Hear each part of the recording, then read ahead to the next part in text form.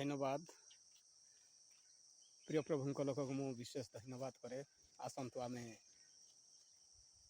ए कलिजुगर अनुरूपी हुआ ना रम्य पत्र लिखा जाए अच्छी तेणुकर आम कलिजुगर अनुरूपी हवा ना आ परमेश्वर वाक्य सफल होगा जो अच्छी प्रिय माने समस्ते सावधान हूँ और हृदय सहित परमेश्वर को आराधना करंतु। आज जेते जेते हे आसला सबकि पवित्र शास्त्र द्वारा हे आसुची। अरे 27, 28, 29, 30 प्रत्येक प्रबल वर्षा पवन अच्छे तेणुकर आपण मैंने भयभीत करंतु ना और प्रार्थना करंतु। मु कहे जे परमेश्वर वाक्य लिखा जाए अच्छे अनेक स्थान रे भूमिकंप हेब, महामारी हेब, दुर्भिक्ष हेब, जल प्रलब्न हेब, यह ही शास्त्र लिखा जाए अच्छी ता निश्चय घटवा जाऊँगी। तेणुक विशेष अनुरोध करुच्ची जे आपण मैंने मन प्राण शरीर दे सदा प्रभु को समादर कर।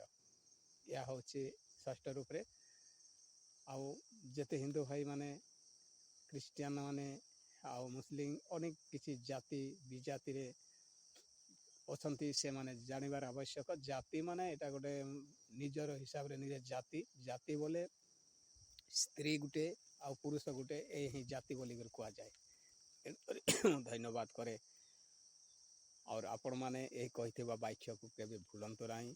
आ षष्ठ रूप रे मन प्राण दे परमेश्वर निकट रू फेरी आसंतु। जे जानी ना से माने फेरी आसंतु। एटा परमेश्वर आसीबा आगमन हे आसुची प्रिय माने। तेणु करी मु रिक्वेस्ट करे जे जानंतु और हृदय रखंतु। तेणु करी मु बारंबार कहे जे एवरी 2:1 पदरे एत शुणा जाइथिबा सत्य वाक्य प्रति अधिक मनोयोगी हेबा आम मानकर उचित न हेले काले आमे माने लक्ष्य भ्रष्ट हेबु। Praise the Lord. तेणु करी एई वाक्यटा आपण मानक निमंते मु प्रस्तुत करिछि, आपण मानक सामुग्री रखिछि। ए वाक्य भूलंतु नाही, मन परिवर्तन करंतु। हिंसा, क्रोध, व्यभिचार, नरघातक, प्रतिमा पूजा, मिथ्या प्रिय, मिथ्याचारी माने गलातिया 5:19 पढ़बे।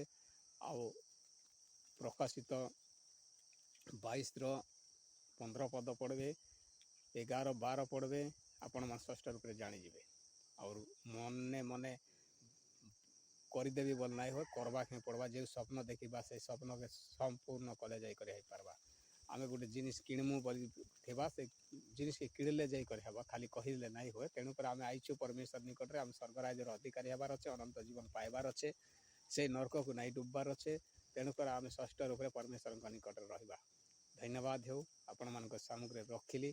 आ हिंदू भाई मान अनुरोध करे मन फेरंतु आ प्रभु निकट रे आसंतु आ अनंत जीवन पातु। आमे हिंदू थिलु, अनेक कार्य करूथिलु, एबे मन परिवर्तन करी परमेश्वर निकट रे अछि। धन्यवाद रहिली।